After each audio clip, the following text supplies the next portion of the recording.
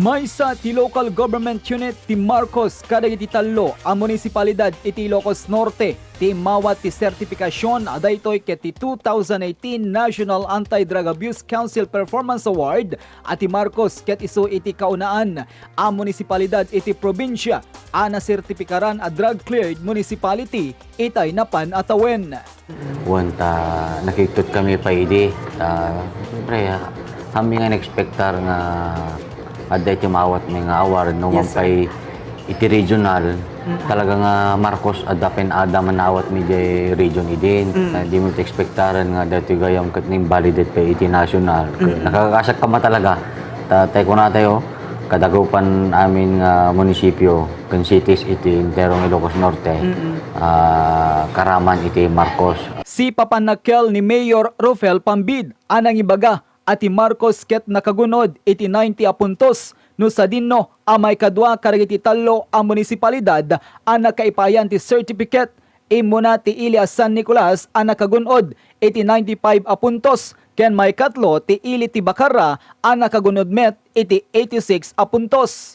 Wala po Joey, ti San Nicolas issue iti muna 95 sa ti Marcos 90 tapos iti Bacara 86. Yes, Di other town nababati rating da napindas lang na dating ganwat di kita pong drug surrenders hindi alam amuyo nga ti Marcos talaga na kami ti kaunan nga iling na magbaling nga drug. Tiili ang Marcos ket aktibo nga gipad patungpal karagiti aktibidad ken Bible studies para karagiti drug surrenderies tapno di kasta ket masubaybayan dagitoy. Actually po Joey, hindi awon pa dati hampeng kami pa na-receive dating surat nga gaputi national ID. Ada iti nabuha nga iti December 5 to 7 payayam manan kadigiti apo nga drug surrenderies. Okay Ada iti programa ken ada iti Bible study da digiti nga drug surrenderies. Actually, digiti daduma agum obrada iti Manila. So nga digiti ada diti lang Marcos iti nimbit na imma idi nagatendar kada iting waket. Yamanim ita digiti duduma. Active da, sir. Active da sing mangput daga po di Manila. Tapno lang may damagi pagpartisipar. Te ganwat damot nga makliran di tinaganda. In bagapay ni Pambid ati programa nga inpaida kariti agtutubo a drug surrenderies ket inyenrolda iti TESDA. Actually, kadagupan kadakwada, aglalalo ka di kita bobarito, di kita single. Pinagbasa mi iso dahil iti TESDA. Nagkwada ti small engine, dakkel nga kabadangan dahil dahil. Tanong makastrag dahil ti pagubaraan. Monitor lagi ti sir. Tanong amin no, tambay ka lang, talagang adada nga masulisog ka.